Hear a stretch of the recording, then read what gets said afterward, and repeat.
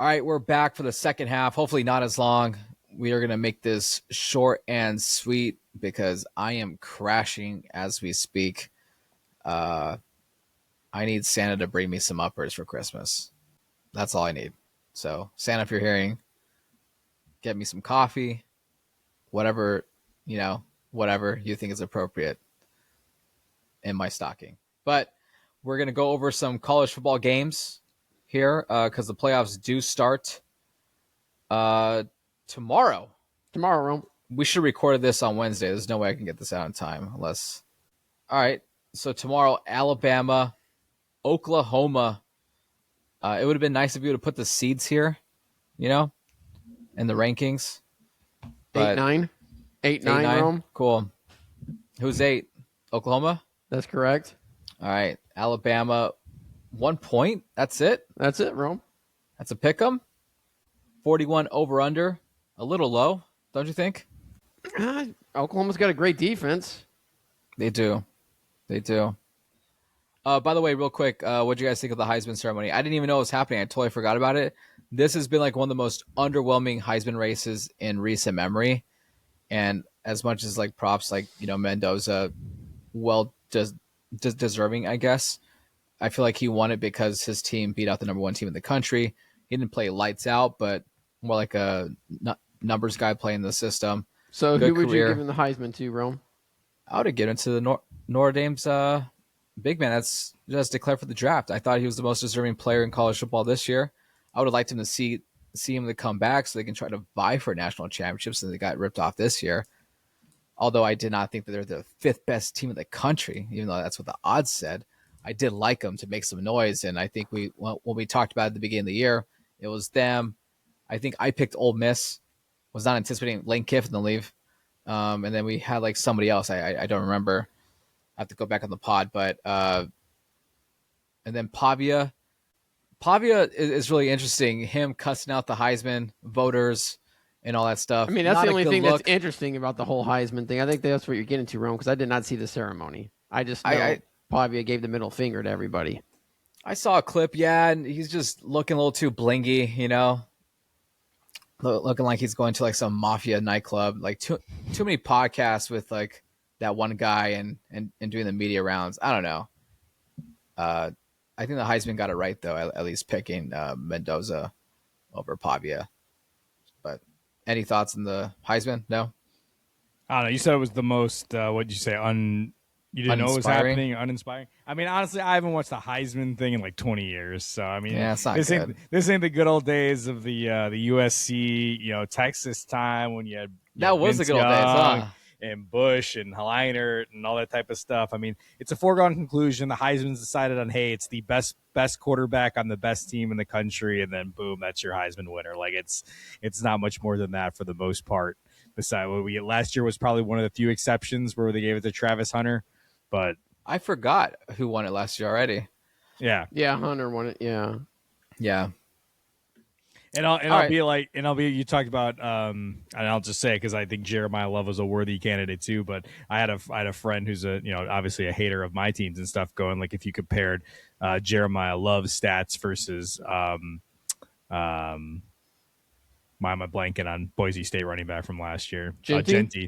Genty. Yeah. Genty's stats were like crazy compared to Jeremiah Love's stats, and he didn't win the Heisman. So just years are different. Well, I mean, it's different. Genty would have won any other year except Hunter was just a two-way player. Yep. That was basically good to star player on both sides of the ball, and college football hasn't had a player like him really ever, at least maybe not since the 50s or 60s. So yeah. All right, cool. I guess we'll move on. Alabama, Oklahoma. Aaron, break it down for us. Yeah, this is a rematch from a game of about 5 weeks ago, which Oklahoma went into Alabama and won outright. I like Oklahoma here, -1 to beat Alabama again. I mean, Kellen DeBoer, obviously, if he loses his game, maybe the seat gets hotter. Maybe it feels a lot better and cooler going to Michigan. I know he's kind of denied wanting to leave. But, Alabama's a tough job. It's a tough gig.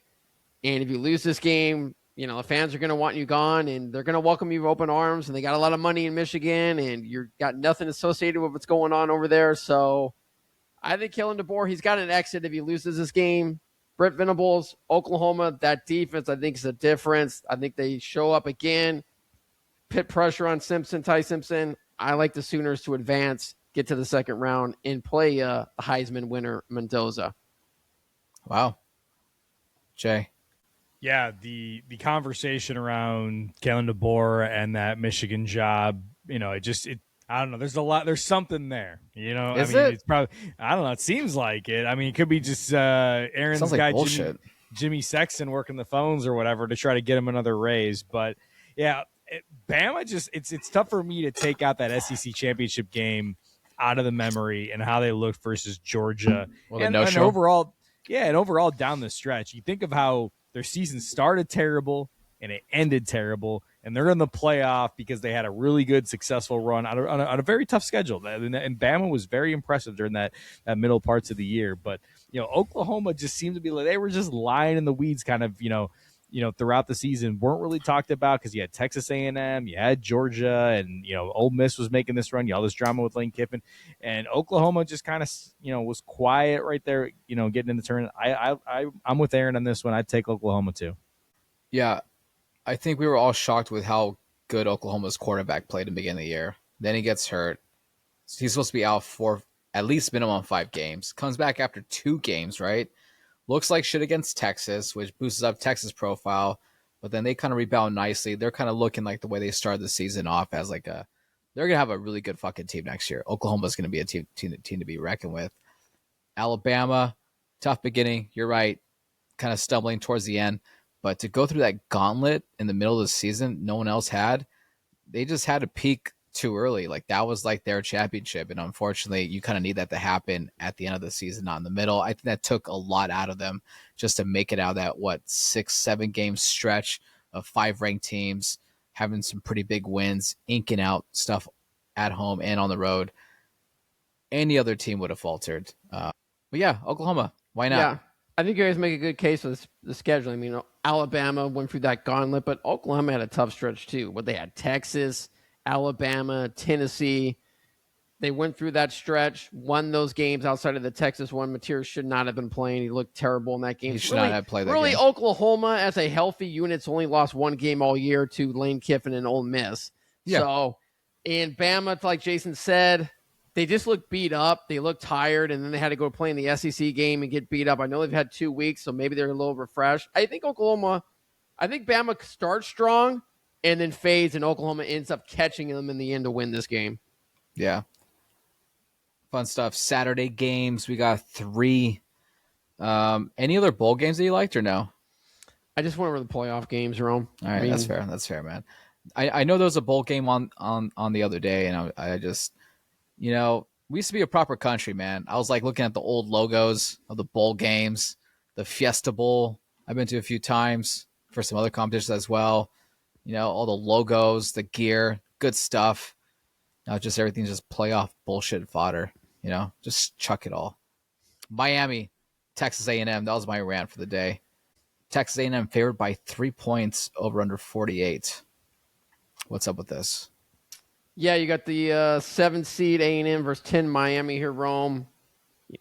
These first 2 games, the Friday night one and Saturday morning, these are really the intriguing games Saturday. As far as the playoffs are concerned, we got a couple in the afternoon, but our attention, I think, will be more towards the NFL side of that Saturday afternoon slate of games. Oh, yeah, your guys' game, yeah. Yeah, but, Miami, did they deserve to get in the playoff? How are they going to show up? I mean, now they get a common opponent in Notre Dame, in which they get Texas A&M. The difference is they're going on the road. Kyle Field here, going to be 110,000 screaming fans. I saw where Nick Saban said that they, sound is, they add sound to the stadium there to make it sound louder than what it is. But I think A&M's ready to ball out. 2 teams very similar, but A&M coming off that loss against Texas, I think with Marcel Reed, the versatility they get from him at quarterback and movement will be the difference. I think Carson Beck's going to struggle here on the road. I like A&M to win. I like them to win by at least a touchdown or more here. A&M is really interesting because they kind of had some bad games down the stretch as well, going into the playoffs. A little tumble. Miami, I don't know. Jaeson. Yeah, I just think, I mean, A&M didn't have the toughest SEC schedule. I mean, Miami, I was high on them at the beginning of the year. You look from a talent perspective, they had one of the more talented teams in the ACC, but they, for all the playoff talk, they did have losses against some teams that, compared to A&M, are a little bit more inferior opponents in the SEC that aren't kind of on this stage. And these are the games, I think, early in the playoffs, these home field advantages, I think really kind of come into play. It's tough to win college games on the road during the regular season. I think we saw, last year and what that home field advantage was for like Notre Dame and some of those other schools in the early rounds. But I think, Texas A&M is always really vaunted. They got the 12th man thing going on there. I think this will be a huge, big atmosphere that it's just going to be a lot for Miami. I think, the turnovers, you mentioned Carson Beck, like he's had some turnovers that were just been, questionable throughout the season. I don't know if Miami can keep up with it. I'd take Texas A&M as well. We got Tulane and Ole Miss, 46.5 over under. Tulane heavy underdogs. There was just some drama recently with the coach, but I didn't get a chance to catch up. Do you guys have like the scoop on that with Tulane's head coach? Well, the one going to Florida? Yeah. No? Okay, never mind. Heard there's like a little discourse as well with him still coaching, even though Florida wants him there right away. But well, he's coming. He's coming. He's coming Saturday afternoon or Sunday morning because Tulane's done. Yeah. I mean, Ole Miss. This is the third matchup in like the last 15 months between these two teams. I think Mississippi's just going to roll them. I mean, Tulane's got nothing to play for. They made the playoff. Their coach is already out the door going to Florida. Mississippi, I think, has got a lot to prove. This is a game they get a big win, show out without Lane Kiffin that they are still the team. Great matchup for them. They already beat Tulane. I believe it was like 48-13 earlier in the year.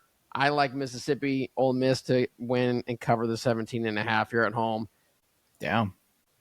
Yeah, I mean, they already played this year 45-10 the beginning of the season. What it was, yeah. Yeah, I mean, they've already blown them out. I mean, anybody else playing Ole Miss, you think like, oh, they lose their coach and things, but Tulane, same thing. Their coach is there, but even this is an entire transitional thing. The guy's probably already working on his recruiting stuff for his next gig. I mean, just it's just a weird. This is the thing with the college football. We want to have the parity and bring these group of five, but this is an utter waste of a game. Utter waste, and I feel like I think we talked about it. They could at least like change some of these seedings around. Dude, we really didn't need to see a third iteration of Tulane versus Ole Miss, even without Lane Kiffin. So, I don't know. All right, James Madison plus 21 against Oregon. Saturday night. Yes. Lovely. I might cash this game. I'm really curious how James Madison does. How about you? I think James Madison's going to be down 21 points in the first quarter, Ron. All right. So I am taking Oregon minus 21, and I like Oregon to win this game by double that spread. I think they were going to win by at least 35 points. Oregon wins. I think Oregon's getting healthy at the right time, setting up a great matchup the next time out against Texas Tech. Oregon rolls here at Autzen Stadium. See, I hope that doesn't happen because it kind of defeats or kind of, demerits the playoff a little bit. I want James Madison to be competitive. It'd be great if we get a good game, but I don't think James Madison's going to do what Boise State did last year in the regular season and make this a game. We'll see. I mean, James Madison, really their only tough opponent, was Louisville. They lost that game by 2 scores earlier in the year. So, but Oregon, the only thing that worries me about Oregon, we're talking about both their coordinators are gone, or they're there, but they took jobs somewhere else. One at Cal up there in Berkeley, where you're at Rome, and the other guy, Will Stein, is going to be the new coach at Kentucky. But I just think Dan Lanning's going to have these guys focus after what happened last year in their only playoff game against Ohio State, in which they got blown out. I think Oregon's prepared. They're rested. They're healthy. They should rout James Madison here. This would be my lock of the week as far as college football goes. Lock of the week. Love it. Jaeson. Yeah, I got a similar feeling on this game. It's almost like the committee, this will probably be definitely the last time I think we get 2 Group of 5 schools entering the playoff, because I think they got like the Power Four got an auto bids next year for their 4 championships now, so we don't have this again. And then Notre Dame's got their little stipulation too, and so I don't know. It's almost like we're gonna start legislating the get this. They started they say we try to include the Group of 5, but literally it's just a different game, and we'll eventually be playing these guys out of the tournament. Like, you have 2 massive blowouts probably in this game. I think Oregon blows James Madison out, unfortunately, too. What I would like to see eventually with the playoff, like, and James Madison's coach is going to UCLA as well, Rome. So you got a lot of coaches that are already out the door. And I'm actually looking forward to that hire, man. Looking forward to it. Yeah, I think it's a good hire. Bruins up. I would like to see in the playoff eventually where 16 teams, you have like your conference championships, like you have your everything's locked in. I wrote it down on a piece of paper one time, and I can't find it, but we should come up with like a scenario. But there's at least like 2 or 3 like at large, like Group of 5, or it could be like the 5th team from the SEC, whatever it is. But you really truly try to encapsulate, maybe a wild card or 2, but you try to capture as much of like the 12 best teams in the country as possible. I think that's pretty fair. It gives some of the schools a chance to make what they make guaranteed in the first round, $10 million bonus from the TVs, or is it 20 million? I can't remember.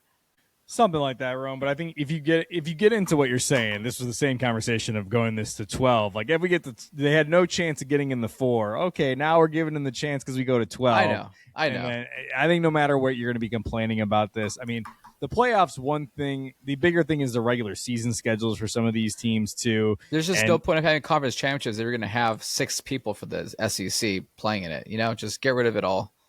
Yeah, I mean, that's been long take. Yeah. I'll say that forever. It's a lot of people saying the conference championship game is just a waste of time. You just either straight up, you put your schedule out there. That's where it is. We're looking at resumes. There's no just bonus game for conference championships. It's like, it's just, you go right into the playoff at that point.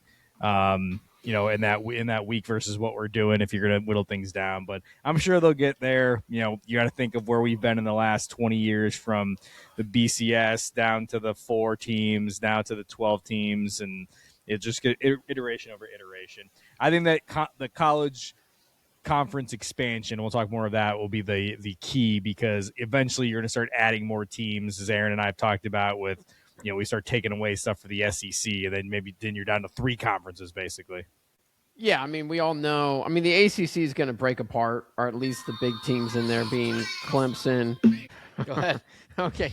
Yeah, so like I said, Clemson. Clicked on the wrong Twitter link. Yeah, Clemson. Yeah, obviously, Rome. I don't know what you're watching over there, but we'll be off in a few minutes. You can get back to that.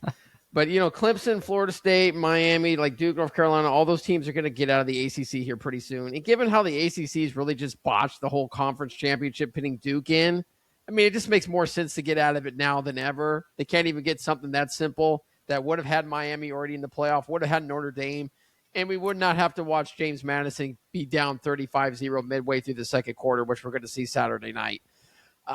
Conference championship games, agree, they can go away, but, commissioners and everybody are going to have to agree to that, because right now it's just funneling money to neutral sites. So they're going to have to, figure out how they're going to do that. And like it's, maybe like you've said, Rome, maybe instead of having conference championship games, we add in wild card championship playoff games for teams to get into the field of 12 or 16. That'd be more entertaining. But we'll see how it goes. I mean, college football landscape is changing year to year. It's getting wild. NIL, conference expansion. Do we get a super league? Like Jaeson said, we're probably going to have just 3 power leagues. And then is it going to be group of 6, group of nobodies? I don't know. We'll find out. College football is kind of perfect, like to model it after like the Premier Leagues, like regulation, all that stuff. There's always changeover, but you can go on like a little run, climb up the ranks, go for a championship. You suck for a few years, you get demoted. Like, let's say like Alabama, right? They went through like a 20-year run where they just sucked. They would have to start all over from the beginning, as Saban. But to see that kind of happening, like, I feel like out of all the sports, college football is perfect to kind of copy that model of what the European leagues are doing.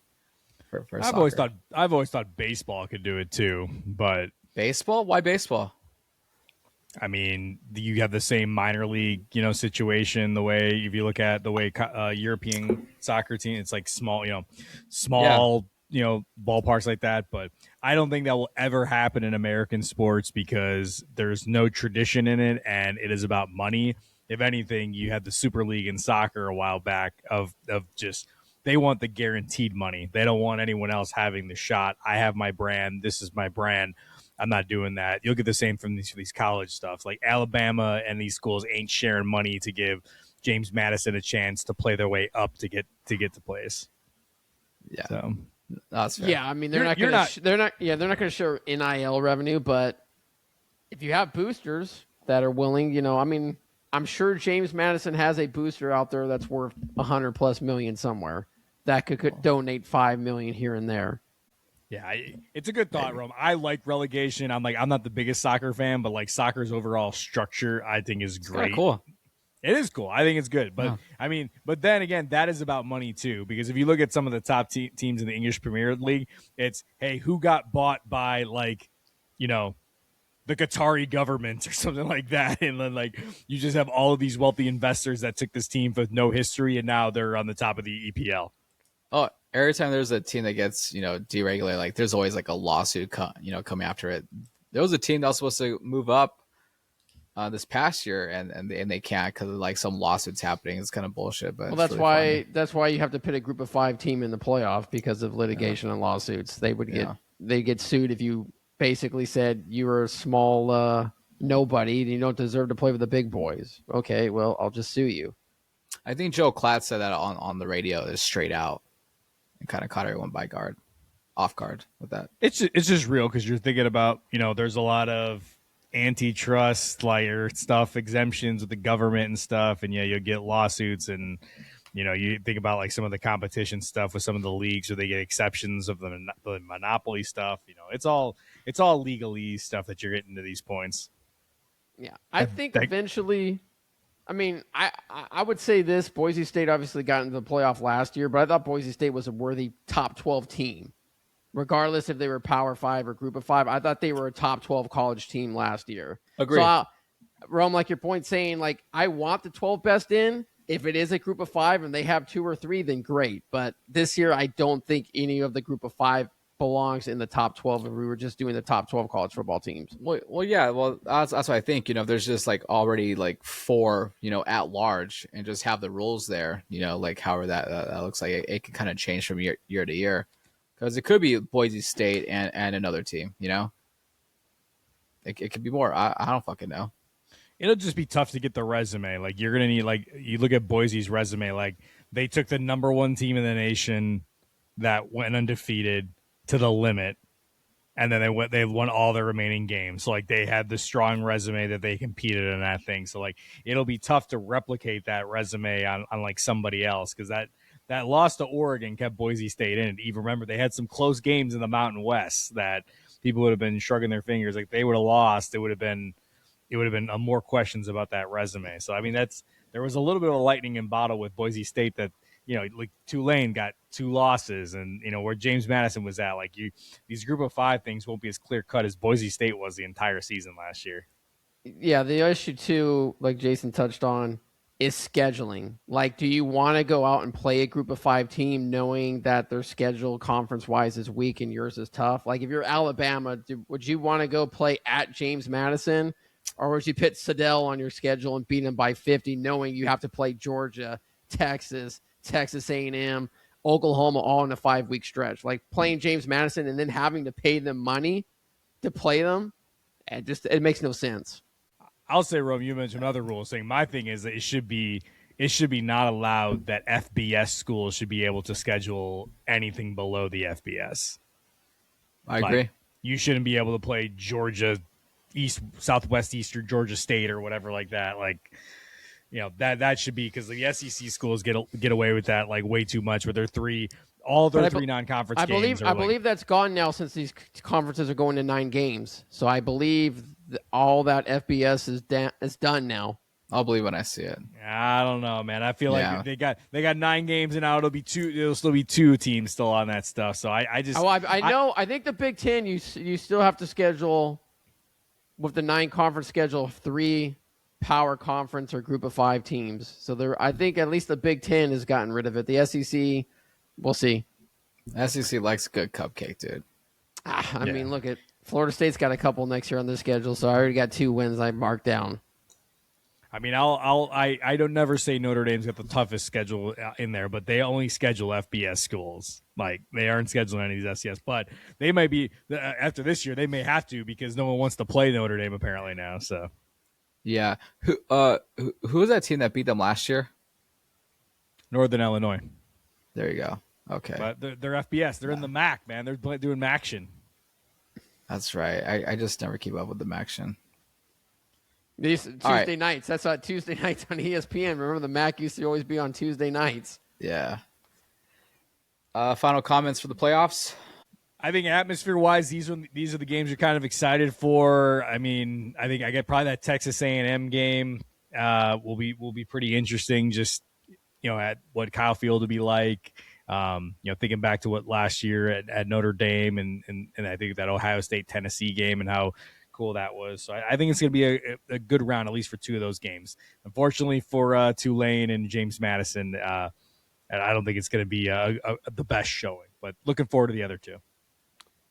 Yeah, I agree. Friday night, Norman, Oklahoma, going to be wild. Then 9 a.m. Saturday, Kyle Field at College Station there in Texas. Going to be a great game, I believe. Again, I'm riding with all home teams to get a clean sweep. And if they do, I think the second round of this playoff, for the matchups that are out there, if it comes true, we're going to have some good second round matchups. Nice. Looking forward to it. That's it. All right.